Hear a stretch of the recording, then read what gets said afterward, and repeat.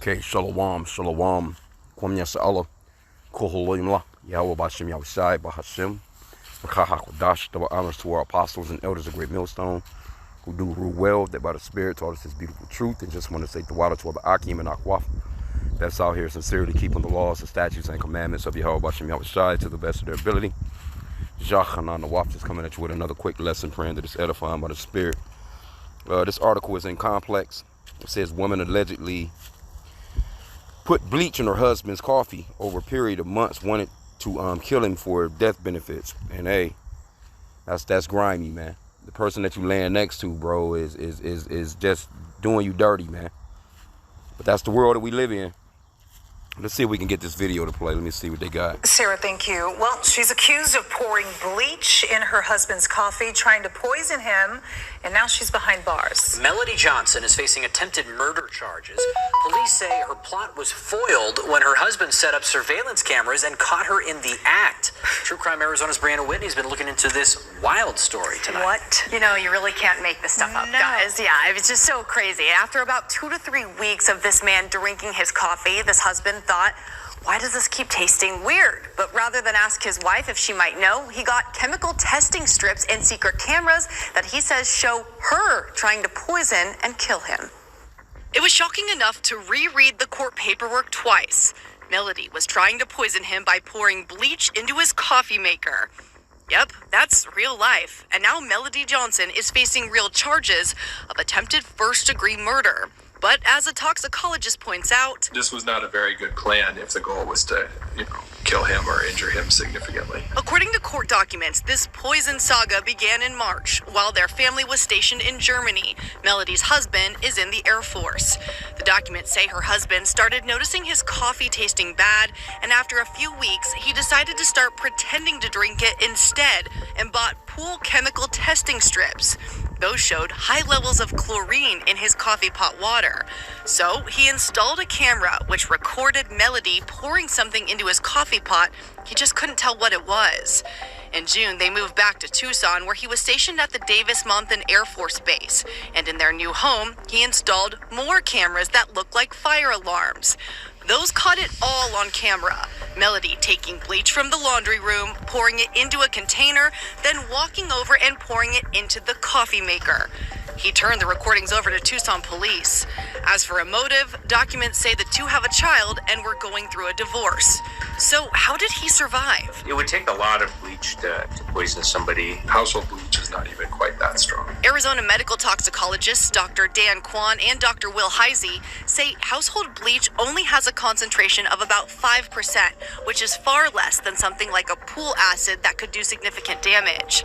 Because she was allegedly trying to poison him discreetly, both doctors say she likely wasn't pouring much bleach in, meaning it wasn't doing much damage, but he could have still had some irritation. Burning sensation to their throat, where they may even get some chest discomfort as well as some stomach discomfort. Luckily, he was okay, making for an extra acidic breakfast he never expected to have, allegedly at the hands of his own wife with the worst intentions. Coffee is, caustic enough for most of us inside our stomach, let alone without some added bleach inside of it. Melody Johnson is being held on a $250,000 bond and entered a not guilty plea at her arraignment today. In addition to attempted first-degree murder, she's also facing charges of aggravated assault and adding harmful substances to food and drink, guys. It's impressive the steps the man took, installing all those cameras. It also just speaks to, wow, that was a very toxic relationship as well. Quite. I mean, No pun intended. no, Right? yeah. Man, that is crazy as hell. Anyway, but this is Esau Edom's kingdom. This is the days and times that we're living in. And I'm gonna come back to this Ecclesiasticus. Let me see. I was already there. I can go back into it, but I'm gonna let me grab this one other one real quick. Salakia.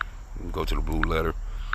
Shit crazy out here, but hey, this is one of the things that Yahushua mentioned. I mean, it's been some brutal shit going on throughout history. But people are really, they've taken it to a whole nother level, man, when it comes to the cruelty, of them dealing with their own people. You know what I'm saying? Like their own household. The children are against the parents are against the children.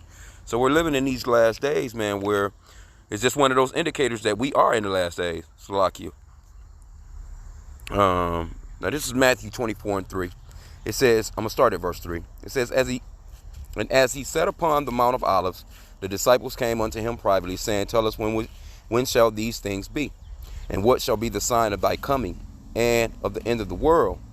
And one of the things that Yahweh mentioned, of course, you got the wars, rumors of wars, you got the pestilence, you got the famines, you got the earthquakes and all those things. But I want to get to the point. Verse 12, it says, and because iniquity shall abound, the love of many shall wax cold. See? Because iniquity shall abound. I don't know what kind of husband he was to her. Maybe he was, who knows? You know what I'm saying? But still, damn. Man, boy, you sleeping with the enemy. But that's why I wanted to go off into this Ecclesiasticus chapter 25. This whole chapter is just so cold, man. Verse 13, I'm going to start there. It says, give me any plague but the plague of the heart, and any wickedness but the wickedness of a woman. God, boy. Perfect example right there, man. My goodness gracious, boy. Hey, I was just watching Apostle Tahar. He just had a little short video, pretty much just talking about Eve, man. Then, they got this little short, too. I've seen a short, but they got another video, with this Jake supposedly be, chastising this little 10-year-old, but, I seen the brother, he done a lesson on it, like, no, let Eve clean up her own mess. Because these children, they're being raised by the single so-called black woman, Hispanic, Native American woman, and it's not going well. It's not going well. Well, see, they listen to the so-called white man. They're in this fantasy world that they can be like men and we can do whatever we want to do. I don't need you, this, that, and the third. And they're raising these little monstrous ass children, man. But anyway, let's move on. Let's get a little bit more. Let me start that back. Give me any plague but the plague of the heart, and any wickedness but the wickedness of a woman. Man, you know how much wicked shit that can happen to you, man? And he's saying, but don't, not that though. Not that one. Not that kind of wickedness. Ooh, boy. It says, any affliction but the affliction from them that hate me, and any revenge but the revenge of enemies. See? And that affliction, because she obviously hates the shit out of them. And then you're secretly doing shit, just and ain't no telling what else she was doing. Here come on, oh boy, that's, man. But the love of many shall, wax cold in these last days. Let me see. It says, there is no head above the head of a serpent, and there is no wrath above the wrath of an enemy. Because she's clearly his damn enemy. You trying to kill him. Here you go. You go to the so-called white man's church. You make these vows to sweet white baby Jesus, to death do us part, and the motherfucker you with is trying to kill you. Incredible, man. It says, verse 16, I had rather dwell with a lion and a dragon than to keep house with a wicked woman. Wait. The wickedness of a woman changeth her face and darkeneth her countenance like sackcloth.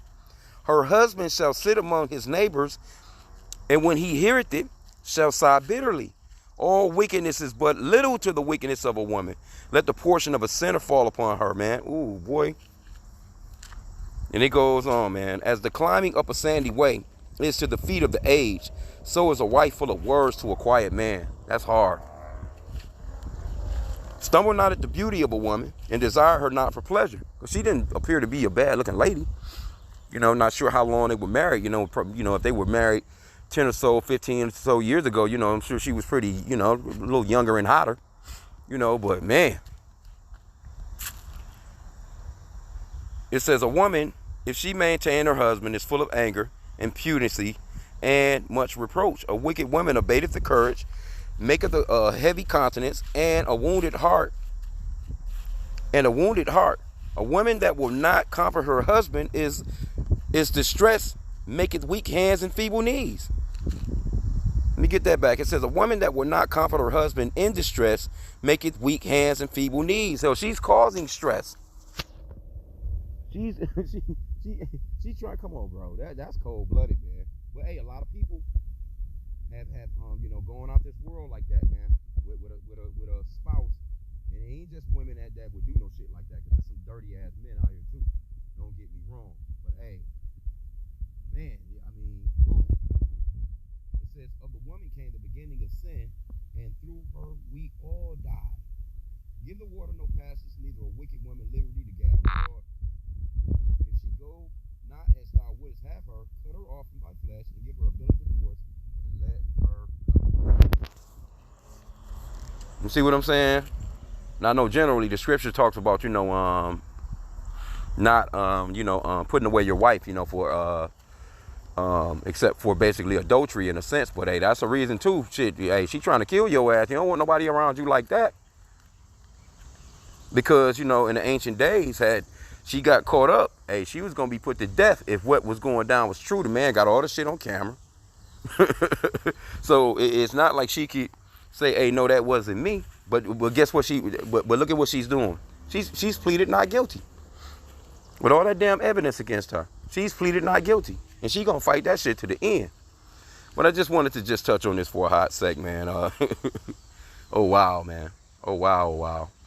You know, hey, pray to Yahweh Shai, man, about these young ladies, man. These women, man. Especially you know, you know, you gotta pray.